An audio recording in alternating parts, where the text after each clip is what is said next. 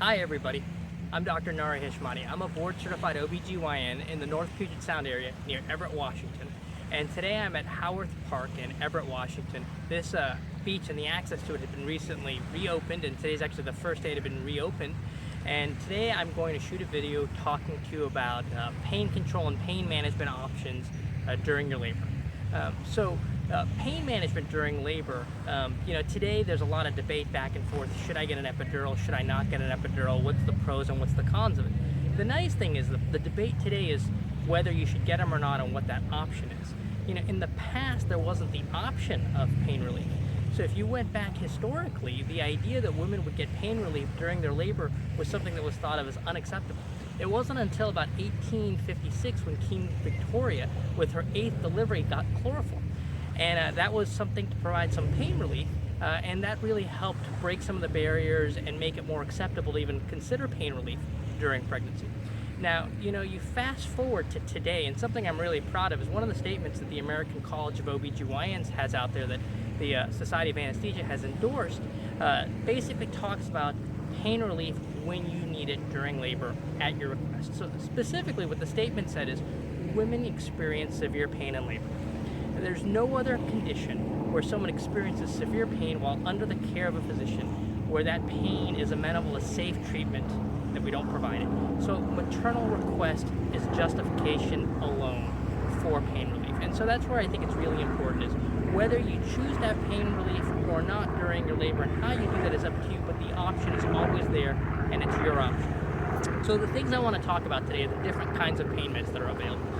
There's local injections, there's IV pain meds, there's regional anesthesia, which includes spinal anesthesia, epidural anesthesia, combined spinal epidural, and then there's general anesthesia. So with local anesthesia, that's where we're injecting numbing medicine like lidocaine. That's got a very limited purpose. Typically we're doing that for somebody who's gone natural through the whole labor, and after the delivery we have to repair a laceration, and we need to provide some pain relief for that. It's going to be very local pain relief for that. You can do what's called a pudendal block to provide some localized pain relief towards the end of a labor. I'm seeing that less and less commonly done right now at hospitals. So that's with local pain meds. The next pain meds that you come to is IV pain meds, and these are typically short-acting narcotics. And imagine they just put them into your IV. It is something that is a systemic medicine, so meaning you're getting it throughout your whole body. It's also crossing the placenta to the baby. So while this is an option, the things to know about IV pain meds is they are inferior to regional anesthesia, meaning you're going to get less pain relief than you're going to get with something like an epidural. You're also going to be limited because many hospitals will limit when you're getting these IV pain meds if you're getting close to the time of delivery. And the reason for that is since they do cross the placenta and get to the baby in a significant quantity, we don't want a baby to come out being really depressed, having a lot of that anesthesia on board. So for instance, if we're using it, we're using something like IV fentanyl. It's very short acting. It's something we give in the IED. It's going to provide some relief. My personal guidance to patients often is if you find that you need IV pain meds over and over again in the early parts of labor, then you should probably consider something like a regional anesthetic, like an epidural. Now, when we move beyond that, you get to regional anesthesia. So regional anesthesia, when I refer to that, I'm talking about spinal anesthesia, epidural anesthesia, or a combined spinal epidural. And so just to understand the anatomy of this is going to be really helpful. So if you take a look, you've got your spinal column and you've got your spinal cord and your nerves. Now, they're bathed in spinal fluid. Now, the spinal nerves and the cord don't go all the way down to the bottom. So what you're able to do is with a spinal anesthetic, inject into that spinal fluid and provide pain relief. Now, surrounding that entire area is basically a sheath, the dura, and then after that is the epidural space. So then with epidurals, you can actually shoot medicine into that area to provide some pain relief. Now, what's the difference between a spinal and epidural and a combined spinal epidural? So with a spinal anesthetic, you're typically going to see us use this for something where we need pain medicine for an anticipated scheduled duration of time, like a cesarean section.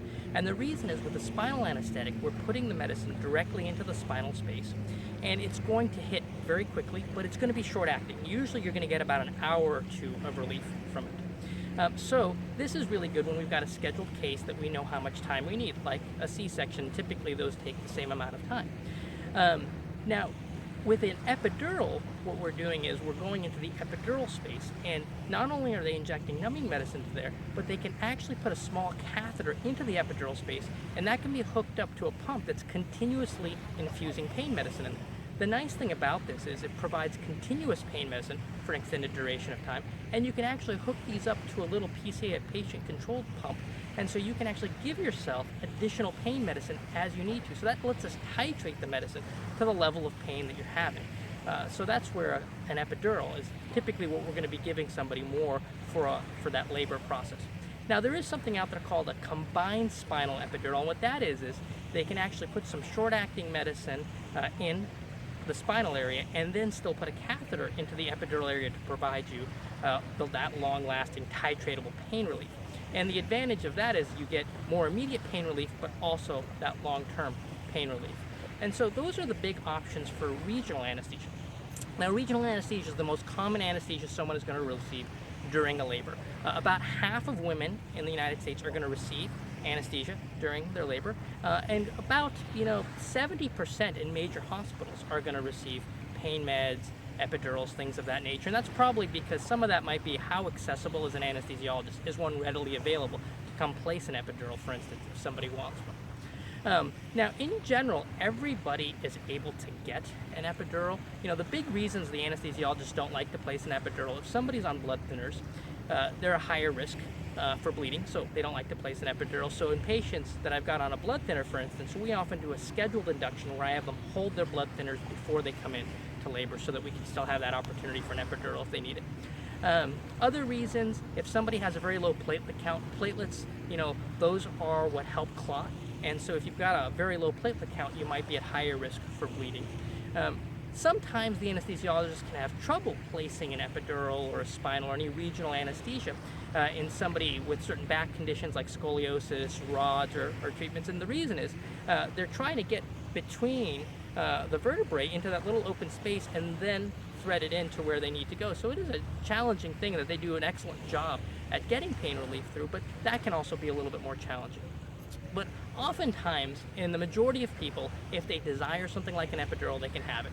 Now, if you do go for a regional anesthesia, we're typically going to pre-treat you with some IV fluids, usually about a liter of IV fluids, and that's because we want to get your volume up to try to help buffer the fact that with regional anesthesia, you are going to get a drop in your blood pressure, and we don't want that to be so significant that we're starting to reduce blood flow to the baby and see changes in the heartbeat pattern and things of that nature. The other thing that will come up with regional anesthesia is how much is going to get to baby? Can I walk around? What am I limited in doing? Well, the nice thing is the amount of anesthesia that's going to get to a baby from a regional anesthetic compared to IV or general anesthesia is very, very low. So with a regional anesthetic, we almost never see anything significant getting to the baby where we're concerned about. Now, there are limitations because while you're primarily trying to control pain there, you do get some of a motor blockade there, which means it is going to be harder to move your legs sometimes. It's going to be harder to walk around. Oftentimes, women have to have a catheter to help empty their bladder while they have regional anesthesia on board. It's become popular, and I get a lot of questions about what about a walking epidural?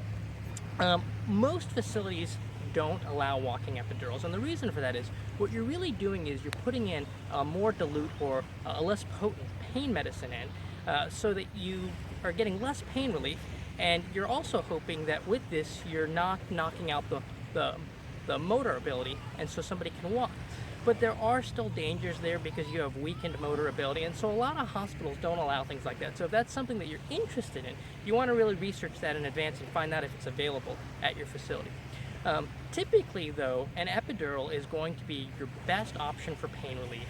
It's going to be your safest option, and it's going to be available at almost any facility that you're going to be at if it's a major hospital. One of the other questions that comes up with epidurals and pain meds is this going to affect my C-section rate? Do I have to wait till I'm 4 or 5 centimeters dilated? Well, again, you can have pain medicine whenever you want. So if you want an epidural and you're not 4 or 5 centimeters, you can have it. Is it going to affect your C-section rate? There's a lot of controversial data and studies back and forth on this one. Personally, it seems to add about an hour to the total labor process. It does make it more likely that you might need Pitocin augmentation, something to increase your contraction strength if you get regional anesthesia. But as far as raising the C-section rate, most of the data that seemed to hint towards that way were in first-time moms who weren't very dilated. So maybe in that group of people, if someone's a first-time mom and they're 2 centimeters, perhaps better to delay an epidural as long as they're able to, and 4 to 5 centimeters might be a better time period for it. But otherwise, there is no requirement. You don't have to be a certain centimeter to get epidural. You can have one whenever you want.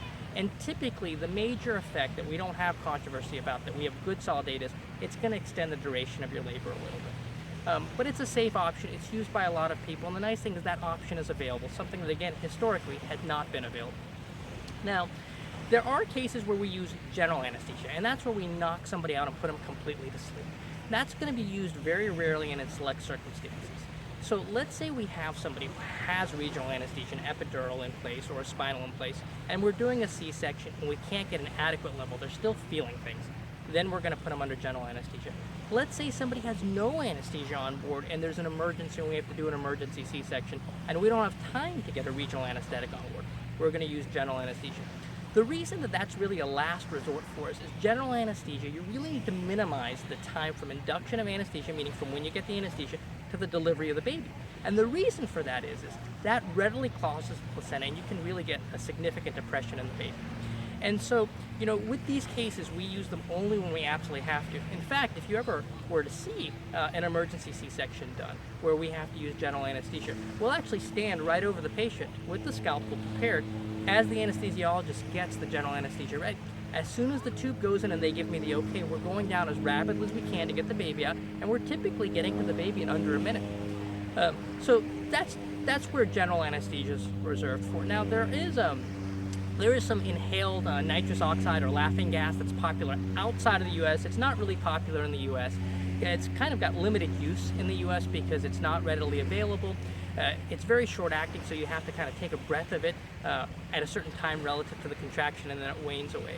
So it's just never picked up or become popular here, so that's typically not available at most facilities. So those are really the big options we have for pain meds in labor. Again, typically patients are going to get IV pain medicine as they need it, and then if they need something more sufficient, regional anesthesia like an epidural is going to be your best option and your best bet.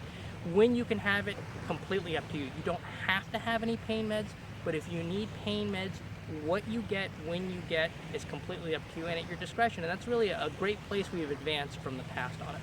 So I hope that answers some questions about anesthesia during your labor, and I wish you best of luck.